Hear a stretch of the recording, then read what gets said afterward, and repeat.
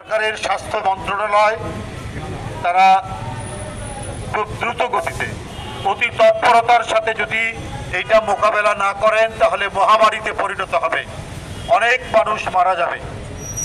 সুতরাং যাতে কোনোভাবেই আতঙ্ক তৈরি না হয় এবং অন্তর্বর্তীকালীন সরকার জনসমর্থিত সরকার, আন্দোলনের সরকার, একটি ভয়াবহ দানবকে সরিয়ে দিয়ে এই সরকার প্রতিষ্ঠিত হয়েছে। সুতরাং এই সরকারের দায়িত্ব অনেক বেশি।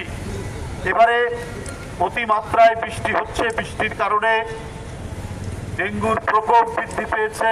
এলাকায় এলাকায়, মহল্লায় মহল্লায়, বাড়িতে বাড়িতে ডেঙ্গু মানুষের মাঝে আতঙ্ক সৃষ্টি করেছে। এর মধ্যে যদি 250 মানুষ ঢাকা মহানগরীতেই মারা যায় তাহলে সারা দেশে, সারা বাংলাদেশে 250 জন মারা গেছে এবং এটা বাড়তে থাকবে। সুতরাং ডেঙ্গুতে আক্রান্ত হওয়ার আগেই যাতে প্রতিরোধ করা যায় সেই ব্যবস্থা সরকার থেকে শুরু করে বিভিন্ন রাজনৈতিক দল এবং সবাইকে উদ্যোগ গ্রহণ করতে হবে। এই মহামারী যেন ছড়াতে না পারে। প্রতি বছরই এইটা হচ্ছে। এর আগে ছিল স্বৈরাচারী সরকার, দানবীয় সরকার, এরা ওষুধের টাকা পর্যন্ত পাচার করেছে। ডেঙ্গু প্রতিরোধের জন্য সিটি কর্পোরেশনের যে গোডাউন ছিল সেই গোডাউনে ডেঙ্গুর কোনো ওষুধপত্র ছিল না, ছিল অন্য জিনিস। আর যে বাজেট বরাদ্দ ছিল সেই বাজেট তারা পাচার করেছে, টাকা আত্মসাৎ করেছে আওয়ামী লীগের যারা কমিশনার ছিল। এটা আমার কথা নয়, এটা সংবাদপত্রে এই সংবাদ প্রকাশিত হয়েছে।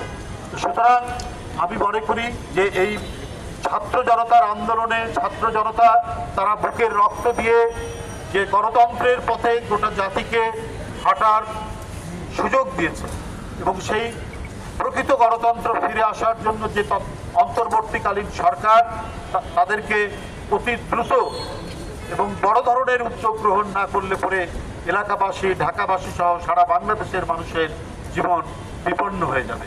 আমরা জানি যে একটা কঠিন দুর্যোগময় মুহূর্ত চলছে, আন্তর্জাতিক চক্রান্ত চলছে আবার ফ্যাসিবাদের পুনরুত্থান ঘটানোর জন্য, আবার ফ্যাসিবাদকে বাংলাদেশে প্রতিষ্ঠিত করার জন্য টাকা পর্যন্ত নাকি ছড়ানো হচ্ছে।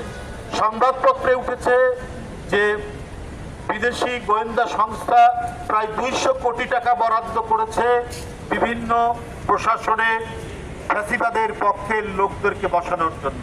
এটা প্রশাসনের অনেক আমলাদের সাথে নাকি সেই গোয়েন্দা সংস্থার যোগাযোগ হচ্ছে। তারা তাদের পছন্দ মতো ডিসি, তাদের পছন্দ মতো ডেপুটি কমিশনার এবং অন্যান্য কর্মকর্তা নিয়োগ করবে। এটাও সংবাদপত্রে এসেছে।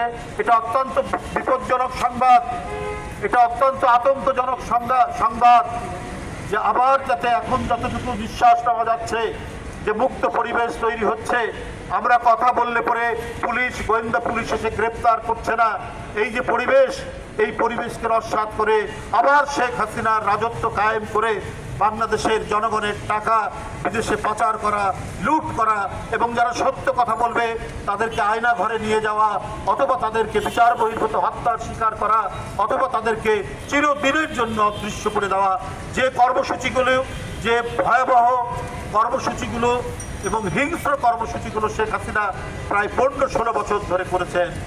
এখন তাদের যারা প্রভু, হাসিনাকে যারা রক্ষা করতে চান, তারা নানাভাবেই হাসিনা এবং ওই তার ফ্যাসিবাদের লোকজনদেরকে প্রতিষ্ঠা করার জন্য কাজ করছে। সুতরাং অন্তর্বর্তীকালীন সরকারের কাছে আমাদের আহ্বান, আপনাদের প্রত্যেকটি কাজ হবে জনকল্যাণমূলক, আপনাদের প্রত্যেকটি কাজ হবে সমাজসেবামূলক।